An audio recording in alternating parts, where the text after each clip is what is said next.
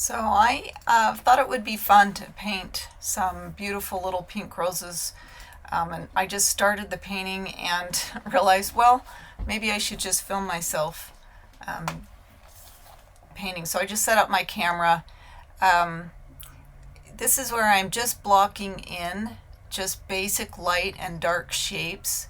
You can see in my initial drawing, I just basically just drew kind of little circles when I started painting the roses. So now I'm coming in here and I'm looking for, what's lighter, what's darker, and what's warmer, what's cooler. There was some beautiful pinky orange tones in the center, and then there was some grayer violets towards some of the outer petals. So here I am just again really simplifying the shapes as much as possible, not getting bogged down into making sure every single shape was perfect. I'm just concentrating on um,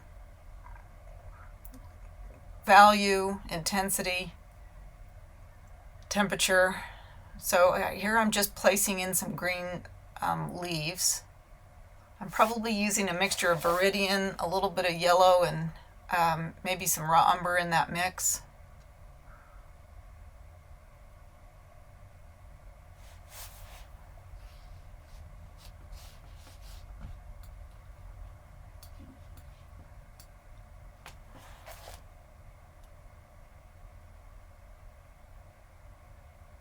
I am painting these from life, so my setup is off to the left of me.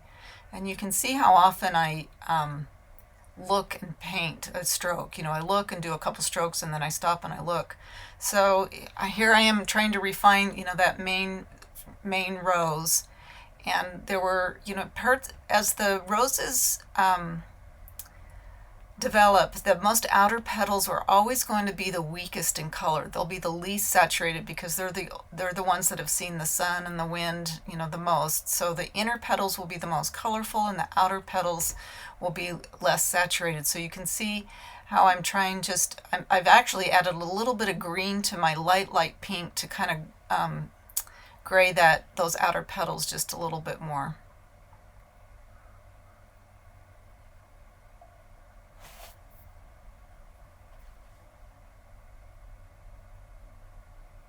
I do tend to, kind of jump around a bit. I work on one or two roses, one rose for a little bit, and then jump to another one, so I can give my eye a break from that particular element. And then when I go back to it, I can see more clearly. I have a better eye for what needs to be changed or what, if I haven't drawn it correctly.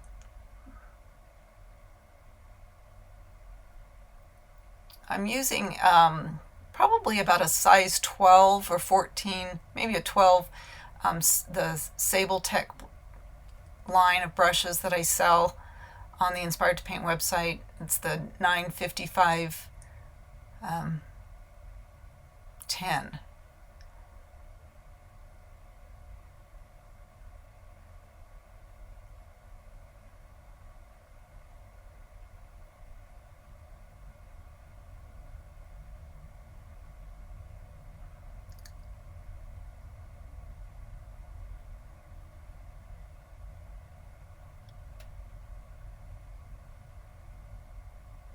I'm just doing the same thing, just kind of little, short, choppy strokes just to get the colors laid in the way I want them.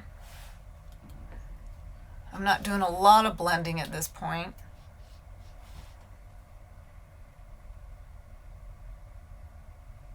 I do use my finger a lot.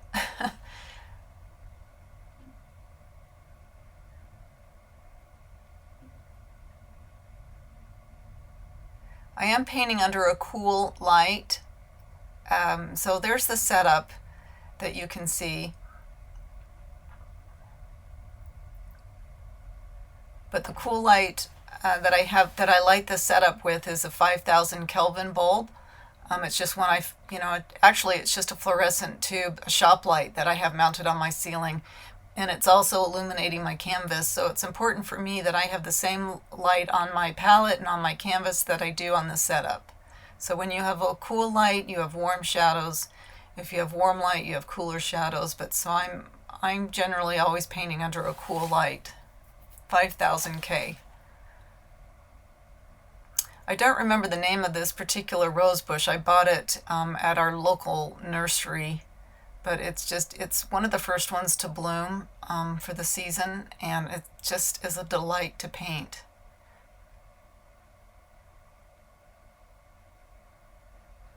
So these are some little buds that, that haven't quite opened up.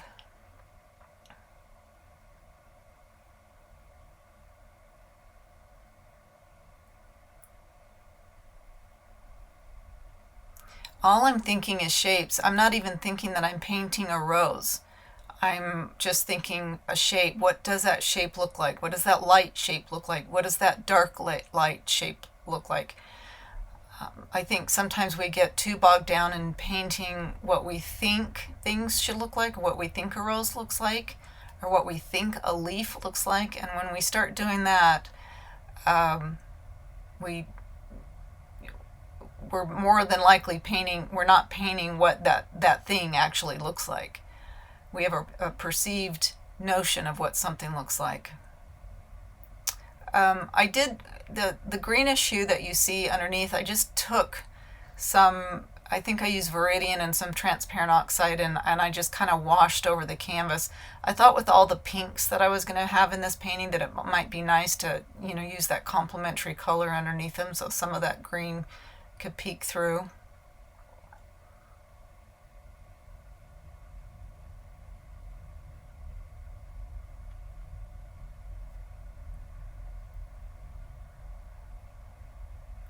When it comes to painting leaves, again, I see a lot of times students will just, paint one leaf after the other and they all look the same shape, but it goes back to seeing things as just an abstract shape. And if I can just make a few leaves, like 2 or 3 leaves, very leaf-like, then the rest of the greenery, your brain figures out that they're leaves, and they don't necessarily have to be a defined leaf shape.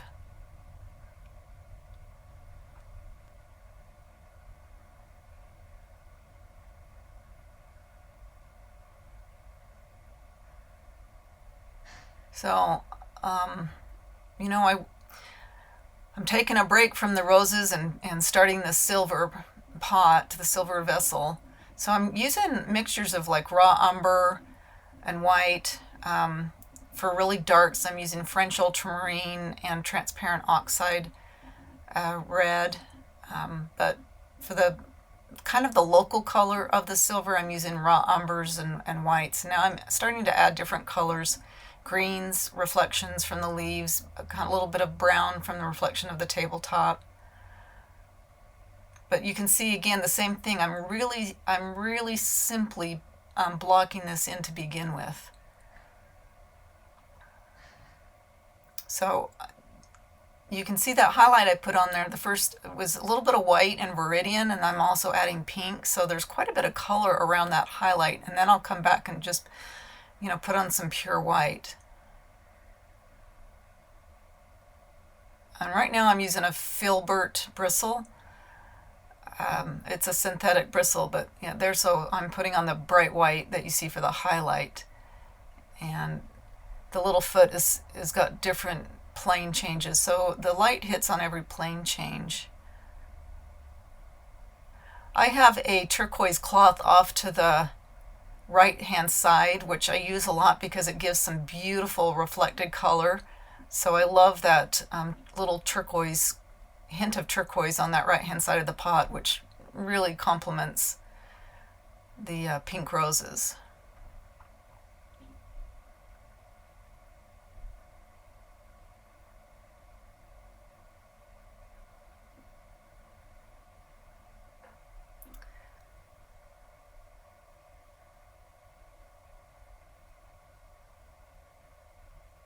More of that turquoisey color that just is so beautiful with the pink.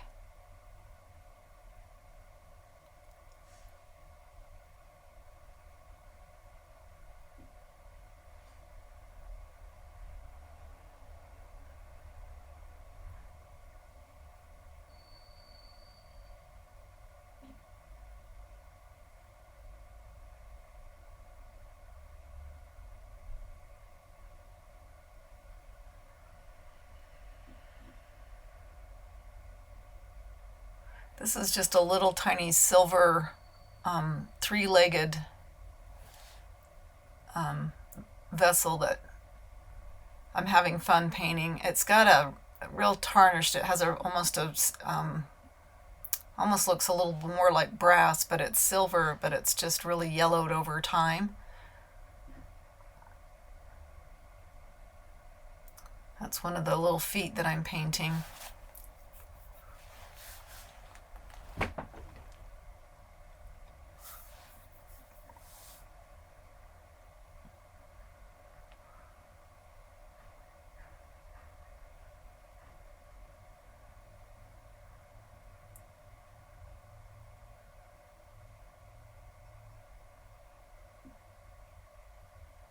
These are just going to be some leaves, just some abstract shapes that help carry your eye through the composition.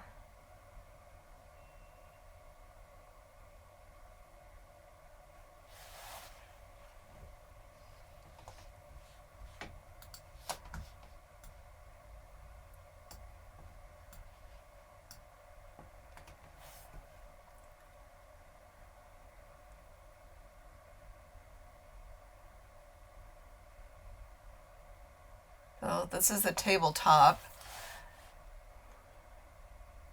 I'm probably using raw umbers, transparent oxide reds for the tabletop. And what I normally do, it's a wooden table that a lot of times I'll wet it down with water so I get some really beautiful reflections.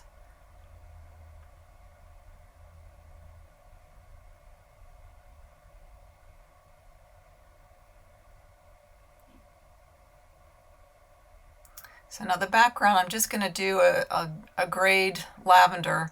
So I'm using a combination of ivory black, alizarin crimson, and yellow ochre and some white. But depending on how much black or alizarin or yellow ochre I mix, I can make a wide variety of colors. And basically I'm using the primaries, yellow ochre being my yellow, alizarin crimson being my red, and ivory black being my blue. So I'm basically using red, yellow, and blue with some white. If I add, more black and ochre, it's going to be greener. If I have more alizarin and ochre, it will be a little browner. If I have more alizarin and black, it's going to be more violet.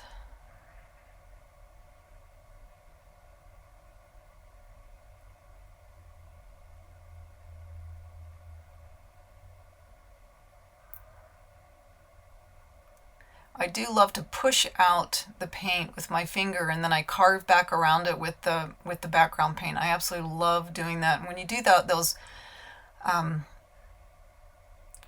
back petals that are further away, they become a little bit more translucent, thinner in paint, so they look a little bit more translucent.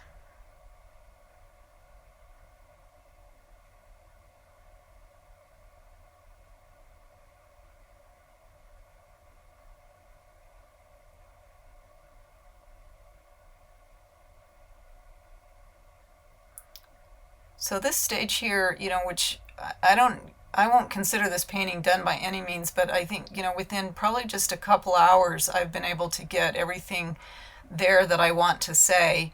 And then I take a break, and then I come back and basically kind of almost, repaint just about everything, or at least the focal point areas. And so this is the finished version of the painting.